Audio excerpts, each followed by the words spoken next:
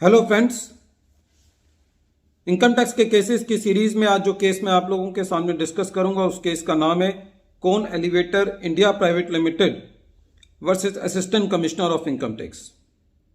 ये case 450 ITR page number 338 पे report हुआ। मैटर मद्रास हाई कोर्ट ने डिसाइड किया और इस केस का जजमेंट 1 सितंबर 2022 को आया। फ्रेंड्स, इस केस को जो डिस्कस करने का मेन लॉजिक है वो ये है कि एक एसएससी के लिए आज की डेट में ये सिचुएशन है कि जो सर्टेनिटी टू द असेसमेंट या certainty to the income tax proceedings किसी ईयर को लेकर के होती है वो आज के टाइम में किसी भी एसएससी के लिए नहीं है।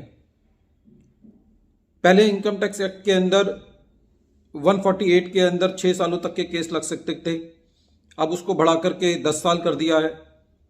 हालांकि जो एक लिमिट है 50 लाख रुपए की वो बहुत एक छोटी सी लिमिट है, क्योंकि जब लोगों को 3 सालों के बियॉन्ड नोटिस आते हैं तो यदि असेसिंग ऑफिसर ने बैंक स्टेटमेंट की फिगर को 2 बार भी जोड़ दिया या डेबिट और क्रेडिट को भी अलग अलग ले लिया तब भी वो नोटिस जो है वो हम कोर्ट के पास जाते हैं तो कोर्ट यही कहती है कि जो भी बात आपने कहनी है वो इनकम टैक्स ऑफिसर के सामने कहिए। आप डायरेक्टली जाकर के रिट में आज के टाइम में 148 को सिरे से खारिज कराना जो है वो एक अपने आप में एक बहुत बड़ा काम है। ये केस भी इसी चीज का एक परफेक्ट एग्जांपल है। इस केस के अंदर एसएससी की ट्रांसफर प्राइसिंग की एडजस्टमेंट्स थी। असेसिंग ऑफिसर ने ट्रांसफर प्राइसिंग ऑफिसर को रेफर किया।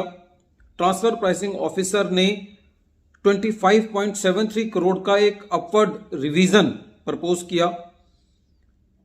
असेसिंग ऑफिसर ने एसएससी को एक ड्राफ्ट असेसमेंट ऑर्डर भेजा जिसके अगेंस्ट में एसएससी को ऑब्जेक्शंस फाइल करने होते हैं 30 दिन के अंदर।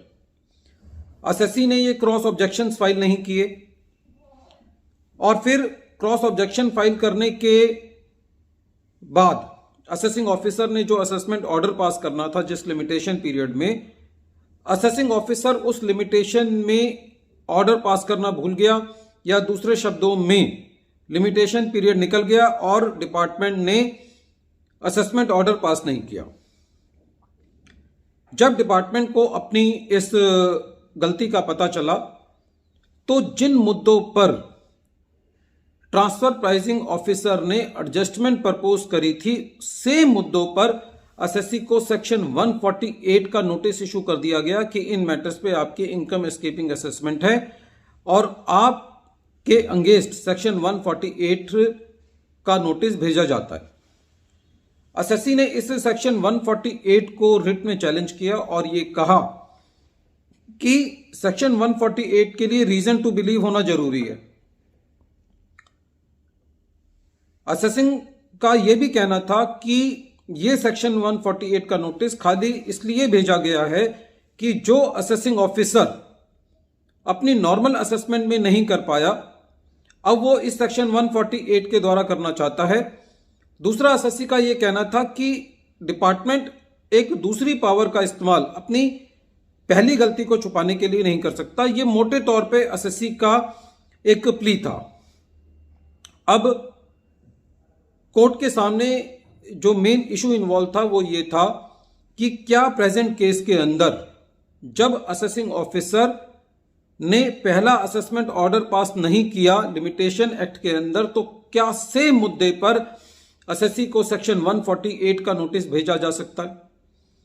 तो इस पर कोर्ट का यह कहना था कि सेक्शन 147 रेड विद सेक्शन 148 के अंदर कहीं पे भी इस चीज का पावर डिपार्टमेंट से नहीं ली गई है या कोई एक्सेप्शन ऐसा नहीं दिया गया है कि असेसिंग ऑफिसर किसी मुद्दे पर ऑर्डर पास नहीं कर पाया तो फिर वो सेक्शन 148 का नोटिस नहीं भेज सकता। सिंपल, यदि असेसिंग ऑफिसर के पास ये इंफॉर्मेशन है कि कोई इनकम एस्केप हुई है और उनके पास रीजन टू बिलीव है तो असेसिंग ऑफिसर एसएससी को सेक्शन 148 का नोटिस भेज करके वो असेसमेंट कर सकता है। तो प्रेजेंट केस के अंदर फ्रेंड्स असेसिंग ऑफिसर ने असेसमेंट ऑर्डर ही पास नहीं किया था सेक्शन 143(3) में, लिमिटेशन पीरियड निकल गया। अपनी इस कमी को छुपाने के लिए असेसिंग ऑफिसर ने सेक्शन 148 का नोटिस इशू करके दोबारे प्रोसीडिंग्स जो है वो चालू कर दी।